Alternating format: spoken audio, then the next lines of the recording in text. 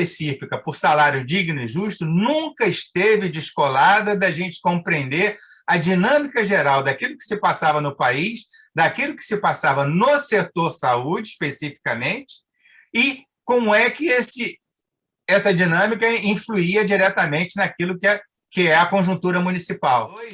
Então, assim, ela procura e a entidade tem que ter um posicionamento frente às manifestações do fora Bolsonaro, né? Ou fora qualquer governo autoritário. Nesse caso e nesse momento, é o governo Bolsonaro que está aí, enfim, com uma série nos impondo uma série de vicissitudes, principalmente no manejo com a questão da pandemia, mas também na retirada de direitos. Abarcar, o terceiro ponto, né? O que é uma tarefa difícil porque a gente está num momento bastante instigante, né, com relação aos acontecimentos mais recentes, né? Temos aí, dentre eles, nós temos mais de 500 mil de mortos pela Covid, né? Nós temos um desemprego crescente, a fome crescente, né? Uma inflação que traz de volta as dificuldades da manutenção das necessidades básicas da nossa população, né? Além da agitação de um governo com claras pretensões golpistas que a gente tem no momento. Então, nós somos bastante instigados aí. Mas eu acho que é importante a gente fazer buscar um eixo, né, que vá para que atravesse esse momento de antes e para além, né? Eu acho que o primeiro é o entendimento de como de que momento a gente está, né? De que ciclo que a gente está fechando, né? E aí a gente está fechando já desde 2018 um ciclo, no meu entendimento, da nova república, né? Onde as suas contradições e as suas fissuras se tornaram evidentes, né? O advento desse campo político que se conformou em torno do Bolsonaro, que tomou forma, não que se criou necessariamente, né? Ele explora fissuras de um período que a gente até aqui denominou da Nova República. Isso é algo que isso está sendo colocado em xeque, né? É um período que foi marcado aí, que foi impulsionado por lutas sociais, né? Final da década de 70, final da década de 80, que culmina com uma Constituição que aponta para liberdades democráticas, né? Instrumentos de luta, né? De expressão, e com acenos para que se pudesse esboçar um estado de bem-estar social, que acontece num momento isso tudo acontecendo num momento particular do Brasil, né? Ou seja, isso só foi possível porque o setor do capital, né, do grande empresário, perdia sua legitimidade no apoio ao regime que caía, que era a ditadura, mas que, ao mesmo tempo, a gente estava num contexto em que esses tipos de garantias no mundo todo, né, do bem-estar social, já vinha estando em xeque por conta da crise do capitalismo, né? Então, a gente, num primeiro momento, graças ao avanço das lutas sociais, conseguiu andar poucos passos na contramão, né, a partir de garantias formais, né, de liberdades e de regularização de políticas universais, que já no seu nascedouro elas encontram constrangimentos, né, já no seu próprio nascimento. O SUS, por exemplo, ele é um exemplo disso no que tange a imposição que houve, né, da sua convivência com o setor privado e os entraves que houve para o seu financiamento, né? Da mesma forma, nós podemos fazer aí uma ponderação com relação à extensão das liberdades democráticas, né? Porque, embora ela tenha garantido momentos como esse aqui que a gente está vivendo, de organização, de liberdades de reunião, isso não se estendeu da mesma forma a toda a população, né? Não deixaram de, por exemplo, haver perseguições no campo, assédio, trabalho escravo, né? Áreas dominadas hoje por grupos armados, né? Chacinas. Essas foram fissuras e contradições que nos acompanharam durante o desenvolvimento desse ciclo que está se fechando, né? Uma parcela da população não conhece plenamente o que a gente está defendendo aí como liberdades democráticas, né? Eu acho que isso é um elemento importante quando a gente vai pensar as brechas aí que o bolsonarismo explorou para que pudesse crescer, né? Se difundir, né? Eu acho que é importante que, nesse sentido, quando a gente fala do constrangimento da expansão aí de um Estado, da conformação de um Estado de bem-estar social, dizer que já na segunda metade do governo Sarney para o início da década de 90 se confirmou algo que aí que é o elemento central, né? Que é a agenda do capital, né? Esse constrangimento às políticas públicas que começou a ser operado a partir do Centrão já no Constituinte, ele ganhou mais forma e mais impulso a partir da década de 90, né? Com uma agenda de privatizações, com uma agenda de restrição e da definição do financiamento das políticas públicas, né?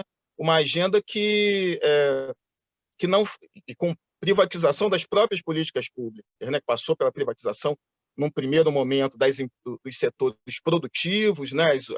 As siderúrgicas, as telefônicas, os bancos estaduais, né? Todo o processo de privatização que a gente passou, a lei de responsabilidade fiscal, ainda, se não me engano, ainda no período do governo Fernando Henrique, uma agenda que não foi enfrentada por nenhum governo, por nenhum governo da década de 90 até agora, né? Quando muito ela foi atenuada nos seus efeitos e foi desacelerada, né? Isso gera contradições, né? Isso gera desencantos, né? E que fazem com que a gente hoje esteja num momento, né? Não só de uma crise política, mas também de uma aceleração dessa agenda, né? Quando a gente está falando hoje do governo Bolsonaro, né? A gente está falando de mais um governo que vem a cumprir essa agenda do capital, né? De mercantilização, de comercialização dos bens públicos, de entrega do bem público para o setor privado, né? Com alguns diferenciais, né? De 2016 para cá, os grandes grupos econômicos, até por conta de uma intensificação da crise, né? Do capitalismo, da sua capacidade, né? de obter ganhos, né? Avançou com mais voracidade sobre os direitos dos trabalhadores, né? E precisava de governos, né? Que pudessem fazer isso com uma celeridade e sem conciliação, né? Eu acho que é isso que a gente precisa entender. Bolsonaro, acho que ele entra num momento em que aqueles setores que eram mais orgânicos, né? Particularmente em 2018, né? Mais ligados a esses grupos econômicos e mais ligados a todo o sistema político já tradicional, eles não decolaram nas eleições, né? Eles não decolaram em 2018.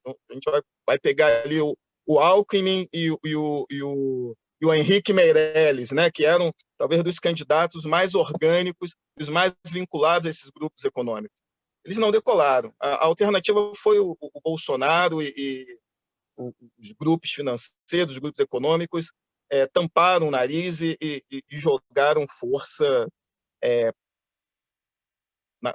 na sua eleição, né? Bolsonaro ele tem uma diferenciação e ele tem um projeto próprio de poder, para além de ser gerente dessa agenda, né? Assim, não por acaso ele atenta contra essas instituições através das quais ele se buscou legitimar, o capital busca legitimar o seu controle sobre a sociedade e a condução daquilo que é central na política, né? Então, a gente tem um governo hoje que causa alguns ruídos, até mesmo para parte dos grupos econômicos, né? É um governo que faz ruído quando arruma confusão com o principal parceiro comercial do país, que é a China, arruma confusão por conta da agenda ambiental, né? Ele desfaz, procura perverter o funcionamento de algumas instituições, querendo submeter a Polícia Federal ao seu controle, né? O Ministério do Meio Ambiente é transformado no Ministério do Agronegócio, enfim, né? O que causa alguns estranhamentos. Mas, no essencial, ele mantém uma agenda que é hoje bancada pelo Paulo Guedes, né? Ele mantém uma agenda que dá continuidade aos ataques que os trabalhadores vêm sofrendo. Ele acelera isso, né? Eu acho que esse é um elemento importante, né? Assim, ao lado daquilo que é peculiar a esse governo, né? Que é a tentativa de a sua caminhada, né, para um projeto próprio de poder, né? E que ameaça a nossa possibilidade de ter momentos como esse aqui, porque ele testa as possibilidades de um golpe, né? Ele faz uma agitação com características fascistas, né? Pelo fechamento do Congresso, do STF. Ao lado disso, há um pacto com as elites de cumprimento dessa agenda. Isso é importante a gente ter claro, né? Porque, primeiro, que esse é um aspecto duradouro, né?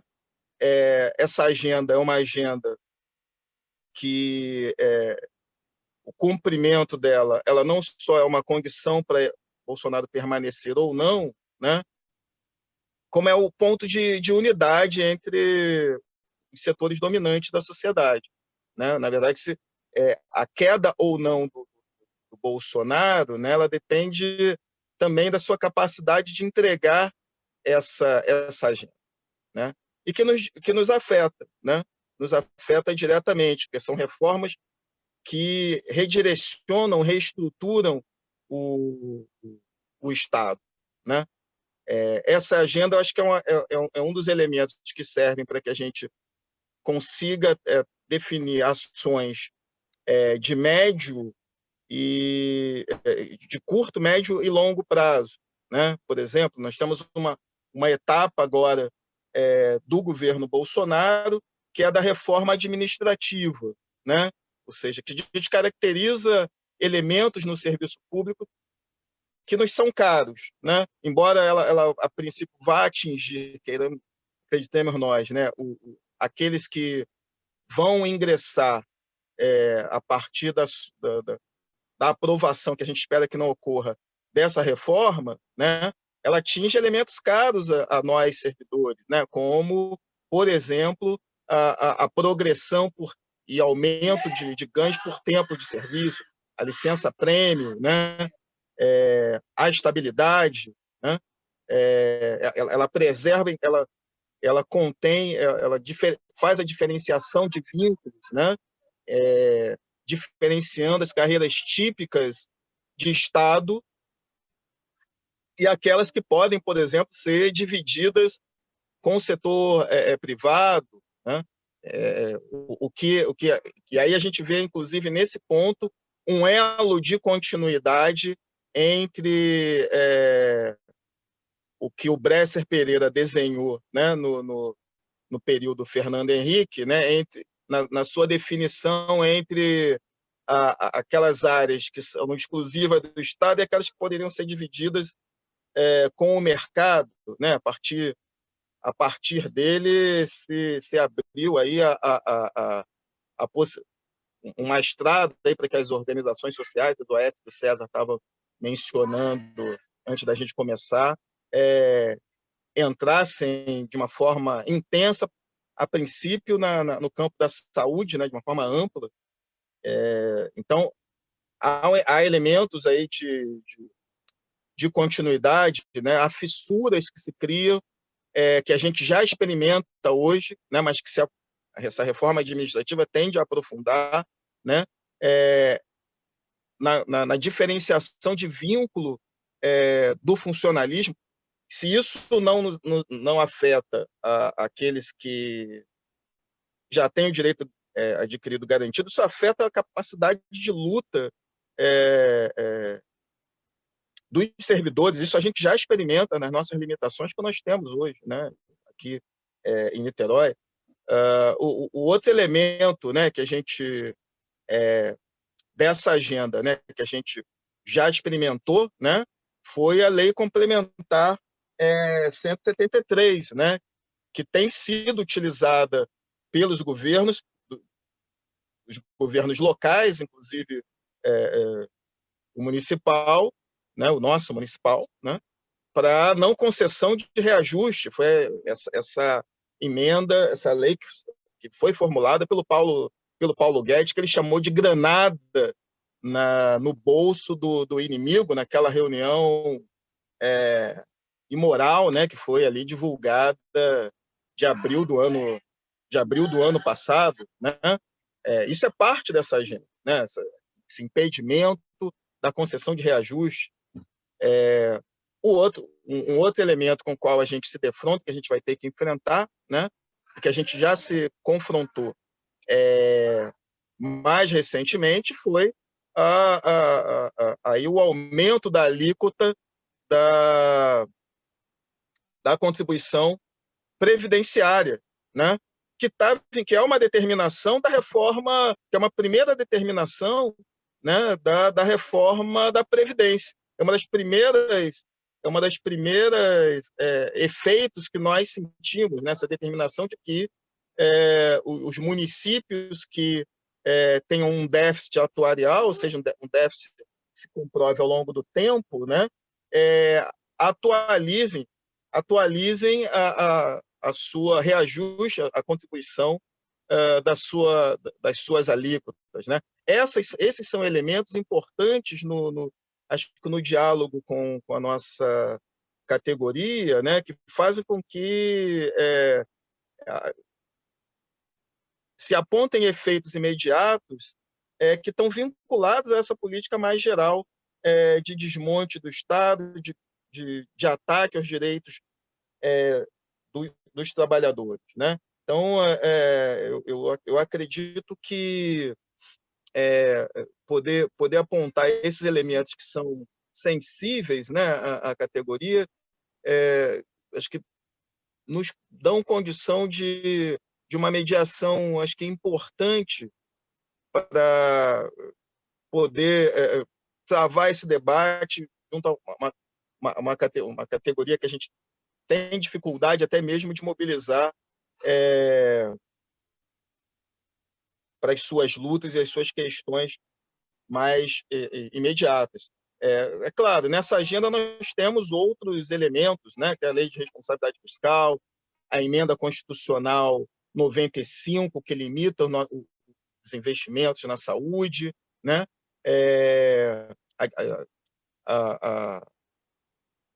A DRU, né, que é justamente a desvinculação das receitas da União, que afetam justamente o financiamento das políticas públicas, né, e o investimento na própria saúde, né, ou seja,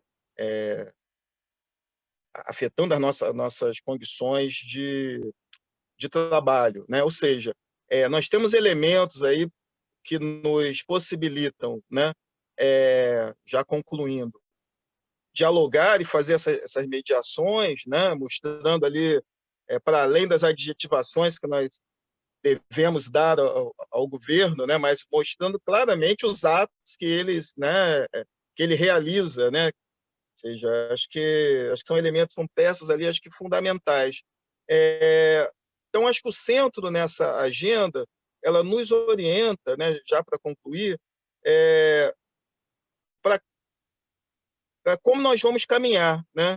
Eu acho que elas que nos orientam no embate ao governo Bolsonaro, né, numa necessidade de que esse governo Bolsonaro e Mourão, né, o seu campo político, ele seja derrotado, mas também nos orienta no sentido de uma independência de classe, né, que nos apontem para qual direção a gente vai caminhar, né? Ou seja, não basta derrotar o Bolsonaro. Existem aqueles que querem derrotar o Bolsonaro porque ele cria problemas no cumprimento e na implementação dessa agenda, né? Não é o nosso caso. Acho que temos muito aí a pensar em termos de uma agenda para a classe trabalhadora, né, que envolva a revogação da reforma da Previdência, a revogação da reforma trabalhista, né, a revogação da emenda constitucional 95, né, a revogação das privatizações que houve, né, no período anterior, da lei de responsabilidade fiscal,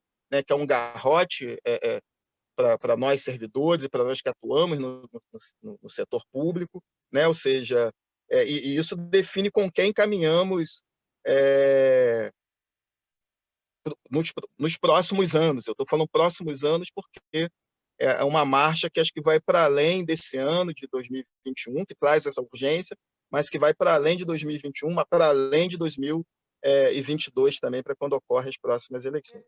Eu vou ficar como o nosso companheiro Rodrigo falou, nós precisamos entender que, se nós não fortalecermos as lutas que defendem os direitos que nos pertencem, esses direitos nos serão usurpados pelo neoliberalismo e pelos governos municipais que não correm da aplicação da política neoliberal.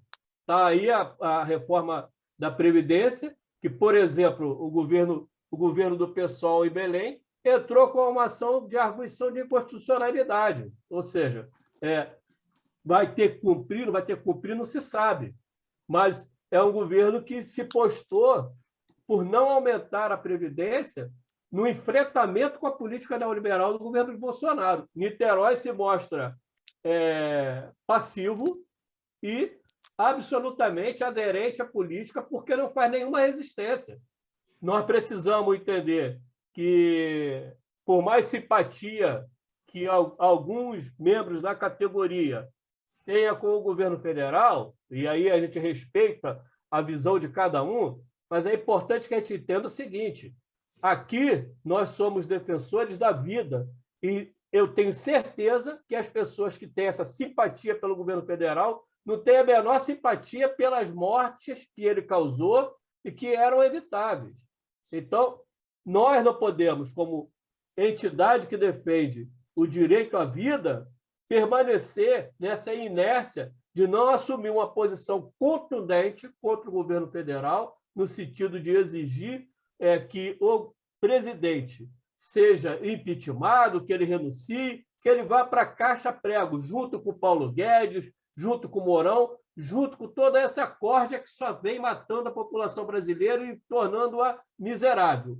Assim como nós precisamos desenvolver uma luta muito forte, organizada, contra o governo municipal, para tirar ele dessa aderência, se é que ele não é um governo neoliberal, embora seja um governo capitalista, porque a gente já viu que as ações dele para economizar em cima de direito do trabalhador, mas que a gente precisa fazer essa luta fortemente e igualmente contra o governo municipal, porque aqui tem aplicado muito claramente a mesma política do governo federal.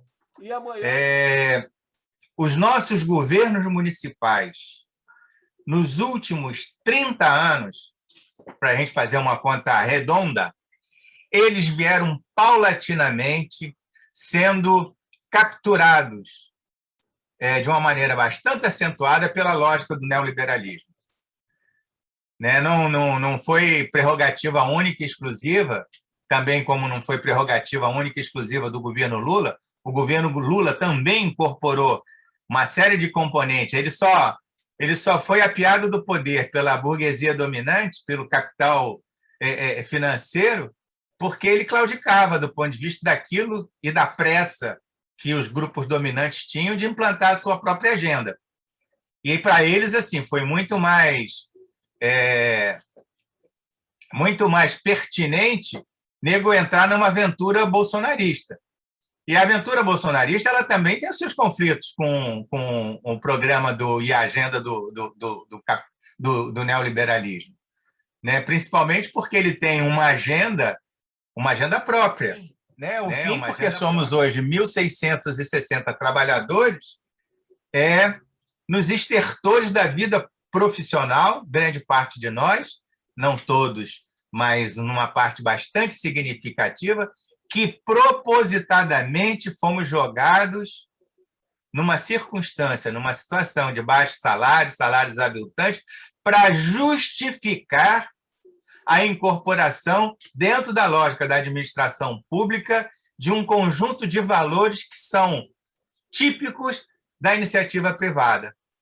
Então, a gente foi deteriorado propositadamente. Aquilo assim, até porque as relações de trabalho elas constroem também a maneira como as pessoas se veem dentro dos espaços da sociedade, dos espaços da vida.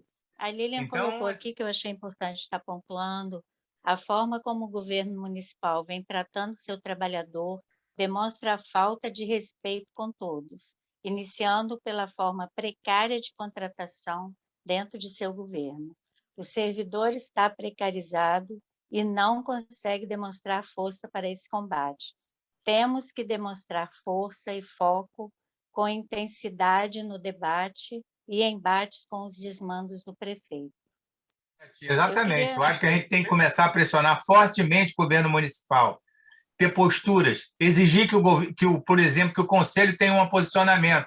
Mesmo que ele se posicione, se ele vai se posicionar contra o trabalhador, ele vai ter que dizer, ele vai ter que se posicionar, ele vai ter que verbalizar isso, porque eles hoje ficam numa postura governista muito confortável, né? Principalmente porque, né, se vocês não perceberem, se eu não fico enchendo o saco para que haja reunião, esse mês nós já éramos para ter tido uma reunião da executiva e já éramos para estar nessa semana com a reunião do pleno do conselho.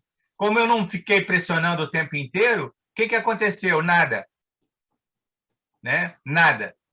Tem uma série de pautas que já foram colocadas por mim lá atrás, desde a discussão da questão da pandemia, né? Eu acho que a discussão da pandemia ela é muito importante, principalmente nos termos que a gente colocou, nos termos do que está escrito, inclusive, nos nossos próprios documentos, né? E o governo municipal, pura e simplesmente, ele ignora, ou seja, tem uma irresponsabilidade de informação estruturada e estrutural por parte do governo face ao enfrentamento da pandemia. Ele, pura e simplesmente, ignora, né? Como ignora uma série de outras questões. Então, a gente tem que ter uma postura dura com relação a isso. E uma outra coisa é que nós temos que ter uma postura também dura, no sentido de cobrar que as outras entidades de trabalhadores tenham um posicionamento que caminhe nessa mesma direção.